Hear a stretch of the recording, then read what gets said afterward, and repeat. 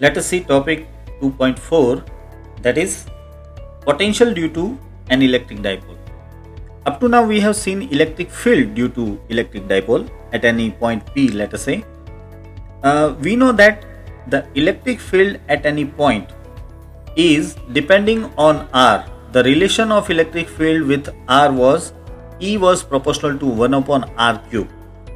Not only that, the electric field at any point from the dipole also depends on the angle between the dipole moment P and the position vector R. In that case, we have used the superposition principle for electric field. Means we have taken vector addition of electric field due to positive charge as well as the negative charge at any point. Now the same we are going to do here also for potential. Let us say here is a point P and we need to find out the electric potential at this point P. So obviously we have to use the superposition principle. Means we will find out the potential due to this positive charge at point P and due to this negative charge at point P, and we will take a summation. See, here one benefit is there that potential is a scalar quantity. So to find out potential at point P, we have to just add both of the potentials, means potential of positive charge and potential of negative charge has to be just added, and we need not to worry about anything of the vector addition because it's a scalar quantity. So let us do that. Now see this figure. Here is a dipole and this is the positive and negative charge of the dipole. Here is the dipole moment. You can see the dipole moment is in upside direction from negative to positive. Here the distance between two charges is 2a. Now we are interested to find out electric potential at this point P. And let us say this point P is having a distance from positive Q charge which is equal to, let us say, R1, and this point P is having a distance from negative charge that is equal to R2, and the distance from the center of the dipole to this point P is, let us say, R only. Also, if we consider this distance R as a position vector R, then let us say the angle between the dipole moment P and the vector R is, suppose, theta. Here this is theta. I am putting this now as vector R. Now potential at this point P can be written as, let us say, if I name it like V, then V will be equal to V positive plus V negative. V positive is the potential due to positive charge and V negative is the potential due to negative charge. We know the equation of potential due to point like charge, that is 1 upon 4 pi epsilon 0 and Q upon R. So that I will put here. This is 4 pi epsilon 0 and here is Q upon R1 plus 1 upon 4 pi epsilon 0 minus Q. See, in potential, if the charge is negative, you have to put a minus sign and divide by R2. So finally we will get 1 upon 4 pi epsilon 0, rather Q upon 4 pi epsilon 0, and 1 upon R1 minus 1 upon R2. This is the equation for potential at point P due to a dipole. Now we want to simplify this equation in terms of R. See, here we are having R1 and R2, but we want to convert this equation in terms of R only. So for that we have to use geometry. Let me draw a figure first. Here I have drawn a normal to the dipole moment. You can see this is a normal drawn, and now let me name this point of charge plus Q as, let us say, M, of minus Q as N, the center point as O, and this point as L. Now using geometry, we can get the value of R1. Let us see how. Before that, one more thing.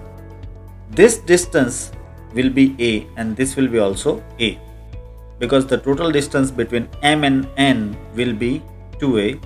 So between M and O and N will be A. Now using this stuff, first focus on this triangle MLP. It's a right angle triangle, you can see, and from this right angle triangle I can write the equation of R1. See, R1 is hypotenuse here, so we can write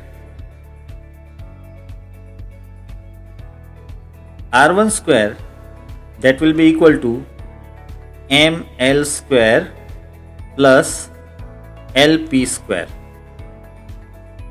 But ML square, see, ML is, we can understand,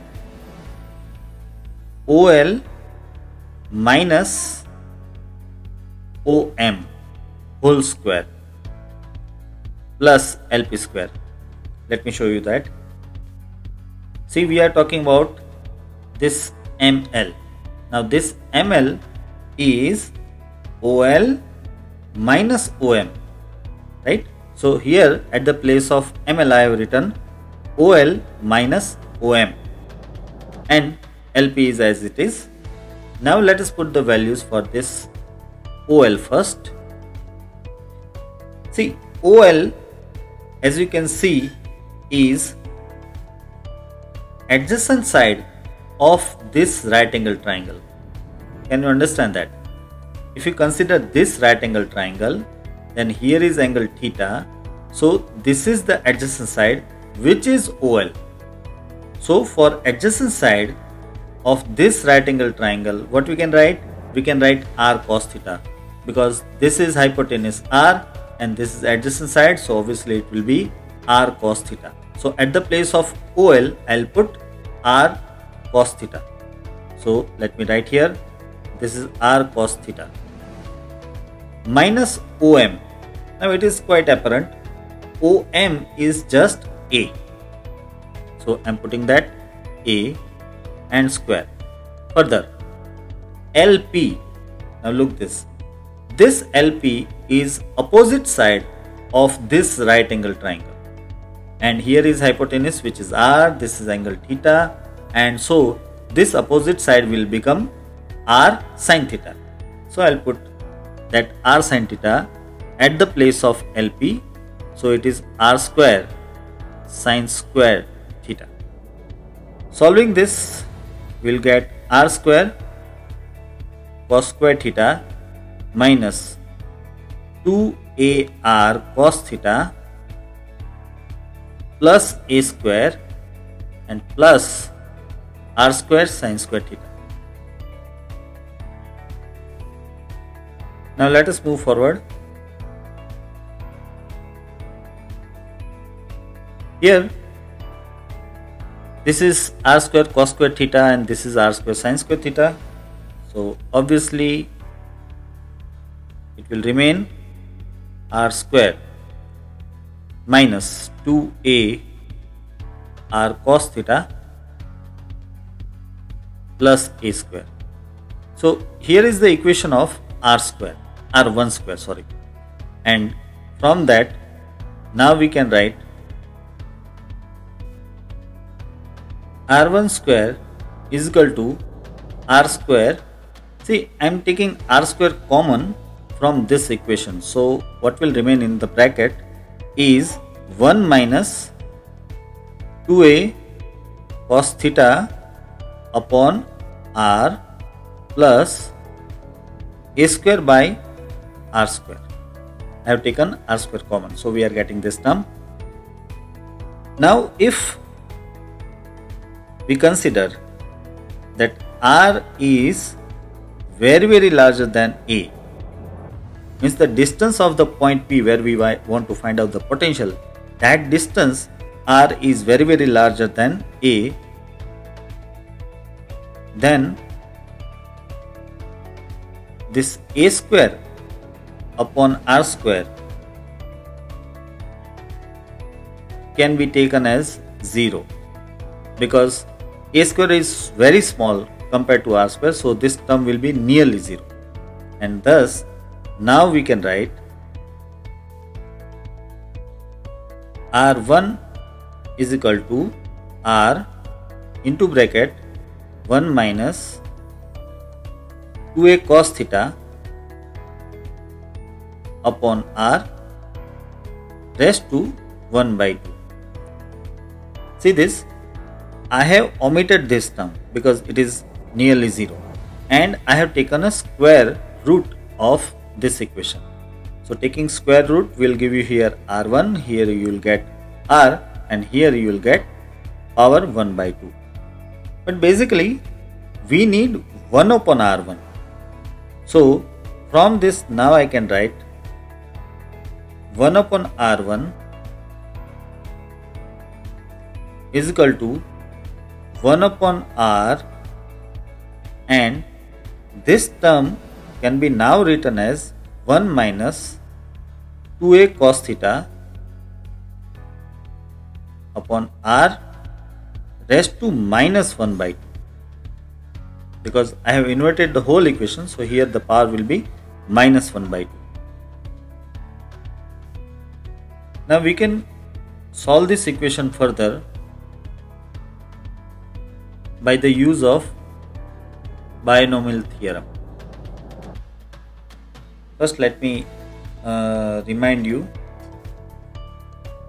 as per binomial theorem, 1 plus x raised to minus n can be written as nearly equal to 1 minus nx. Basically, the solution of this equation is having a series of infinite terms, out of which first two terms are having larger value. That's why we can ignore all of the rest terms, and so we can write 1 plus x raised to minus n, which is nearly equal to 1 minus nx. Here one condition should be followed, that x should be very less than 1. This equation is correct only if this x is very less than 1. Now we can use this equation for our this bracket. See, here is 1 minus 2a cos theta upon r. This 2a cos theta upon r can be considered as x, and we can see that a is very smaller than r. That's why we can say a upon r term will be very less than 1. So x is very less than 1 condition is followed here, and here is raised to minus 1/2. So 1/2 is at the place of n. Now as per binomial theorem, we can write this term as, let me put that, 1 upon r, and at the place of this bracket I can write, see, I have to write the answer such like 1 minus nx, where n is 1/2 for us and x is 2a cos theta upon r. So putting all of this, I can get 1 plus, see, this 2 minus, this minus, and minus from this 1/2 will become plus, and so we can write 1 plus 1 by 2, which is n, and then the term x, which is 2a cos theta upon r. So further I can write 1 upon r, this is 1 plus a cos theta upon r. This is the equation of 1 upon r1.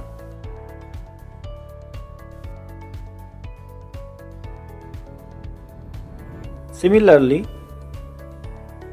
for r2 we can write, or rather we can prove, that 1 upon r2 is equal to 1 upon r and 1 minus a cos theta upon r. This we can prove, and now we will put this to value, that means 1 upon R2 and 1 upon R1 in the very first equation of potential. So the potential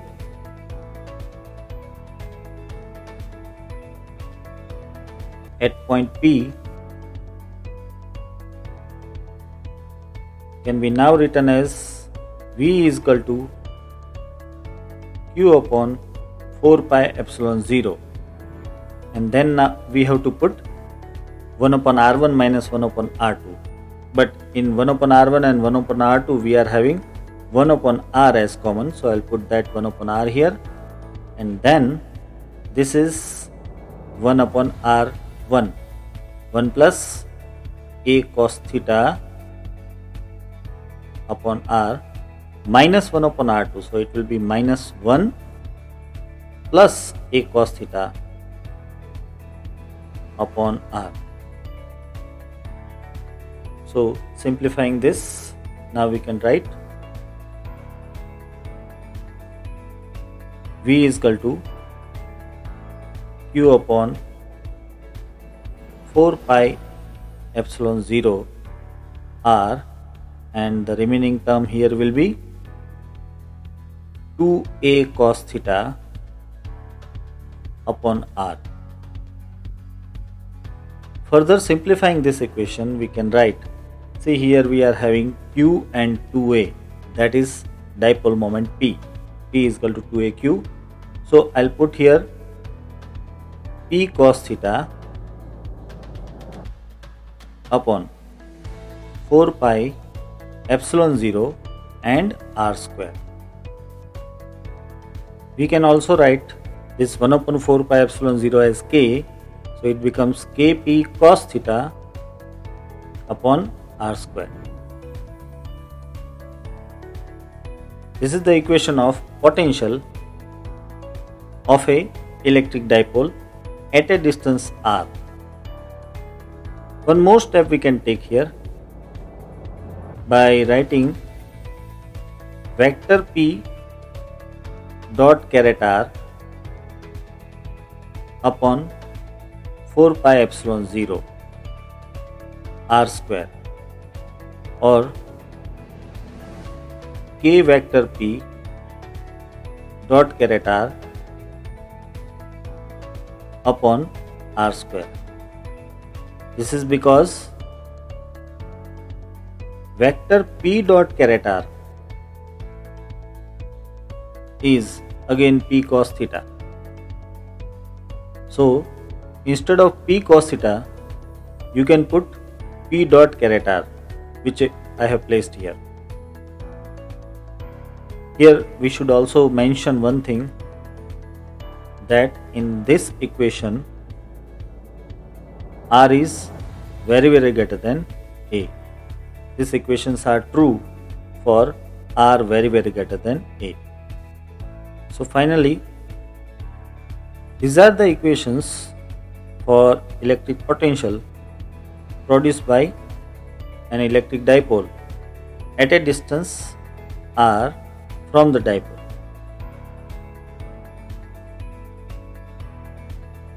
Now we can see some important notes about this equation. Let's see.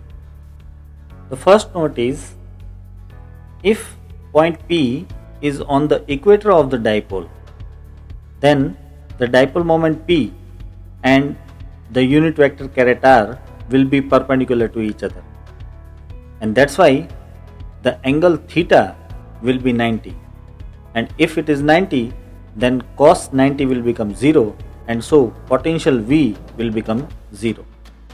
Hope you have understood this thing, but let me repeat it again. See, equator, do you remember equator? The perpendicular bisector of a dipole is known as equator of the dipole.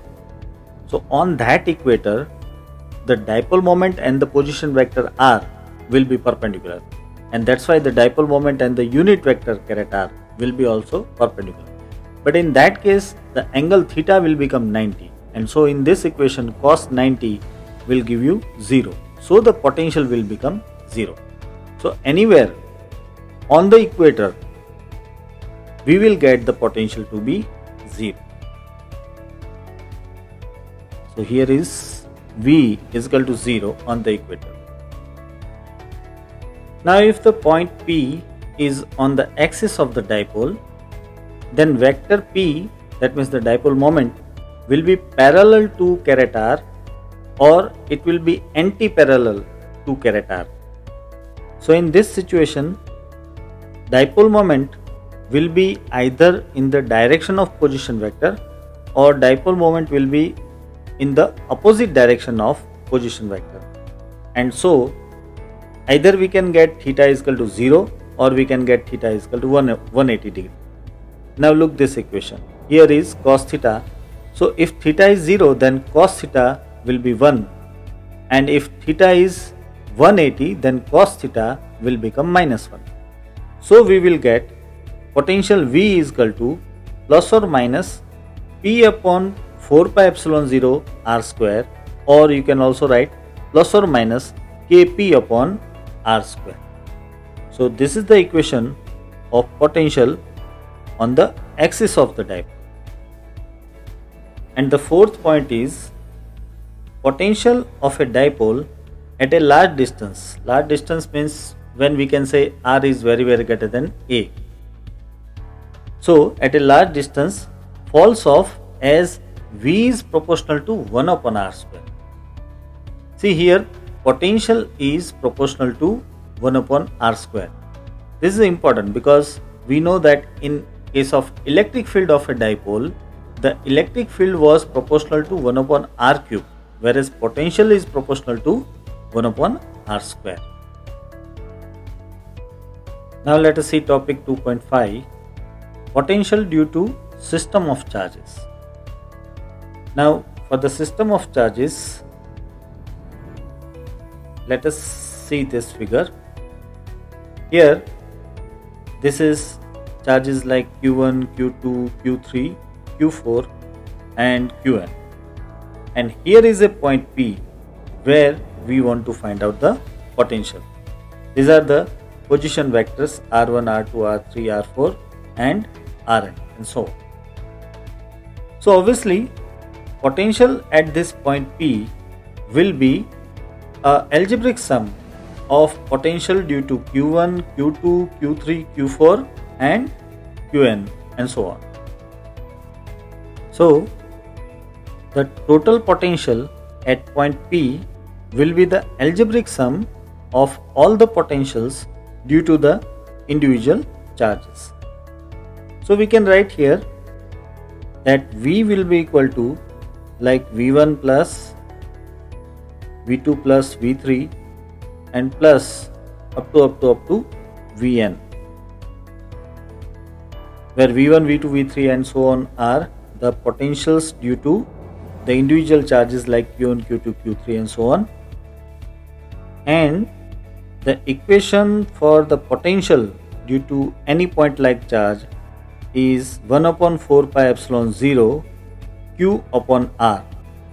So I will take 1 upon 4 pi epsilon 0 common from all the equations. Then the remaining term will be Q1 upon R1 plus Q2 upon R2 plus Q3 upon R3 and so on, Qn upon Rn. We can also write this equation as 1 upon 4 pi epsilon 0 sigma I is equal to 1 to n, and here I can put Qi upon Ri. So this is the final equation for the potential due to a system of charges at any point. Up to now, this was the equation for discrete charge distribution. But suppose if the charge distribution is continuous, then we have to use a different scenario. For continuous charge distribution, we divide the object in small elements, which is also known as charge elements, and then determine the potential of every charge element at the given point, and finally we add all of these potentials by taking the integration on the whole object. See, if we are having a continuous charge distribution, then basically it can be of three kinds. It can be linear, it can be surface, or it can be volume charge distribution. In all of these cases, we have to choose some small element, and for that element we have to find out the potential at the given point, and then we have to take an integration to find out the total potential of the whole object at that particular point. This is how we can find out the potential at any point away from the object which is having a continuous charge distribution. Now let us see potential due to a charged spherical shell. Here you can see this is a charged shell having radius, let us say capital R, and the charge on this shell is, let us say, Q. Now there can be 2 points where we can find out the potential. One is a point outside of this shell. Let us say here is a point P, which is a outside point, and the distance from the center of the shell of this point is, let us say, R. Another point can be a point inside this shell. Let us say here is a point P dash, which is inside this shell, and it is at a distance, let us say, R dash from the center of the shell. So we can find out potential at point P and P dash. Now for that, first we will recall the electric field outside any shell. That was E is equal to 1 upon 4 pi epsilon 0 and Q upon R square. This was the equation what we already derived in previous lesson, that is the electric field outside the shell. But at the same time, this is also an equation for a point-like charge at a distance r. So here we can say that when we are outside this shell, the whole charge on the shell rather behaves as if the whole charge is concentrated at the center. Means the spherical shell behaves like a point-like charge. So using this logic, we can also say that outside a shell, the potential will also be equal to the potential of a point-like charge. That means I can put here the equation of potential due to point-like charge, and that is 1 upon 4 pi epsilon 0 Q upon R only. So this is the potential of a charged spherical shell but outside the shell. Here I should mention that small r is greater than capital R. Now let us come to the point inside the shell, that means the point P dash. Now we know from chapter 1 that electric field inside a spherical charged shell is 0. So I am writing E dash is 0. So obviously you will be thinking that then potential V dash will also be 0, but this is not true. V dash, that means the potential inside a shell, is not 0, but rather the potential inside this spherical charged shell is V dash is equal to 1 upon 4 pi epsilon 0 capital Q upon R. This is the equation of potential inside the spherical shell. Here I should mention that small r is less than r, less than capital R. See, let me make this clear first. Inside this shell, the electric field is 0, that is true. But outside this shell, electric field is there. Now, as per the definition of potential, it is the work done on a unit positive charge while bringing it from infinite to that point. So, as per the definition, if I bring a unit positive charge from infinite to this point P dash, then because inside this shell there is no electric field, so between this point to this point the repulsive force will be 0. But when the positive charge, unit positive charge is coming towards this shell, there is a repulsive force, and that's why some work is done. And after going inside, there is no additional work. That means the definition says the potential at any point is the work done in bringing a unit positive charge from infinite. So as per that, I have to do work up to the surface only, because up to the surface only I am having a repulsive force to the unit positive charge. But as soon as we enter inside, the electric field is 0, so there is no additional work to be done. I repeat, there is no additional work to be done, because already the work is done. Some amount of work is already done while bringing the unit positive charge from infinite to that point.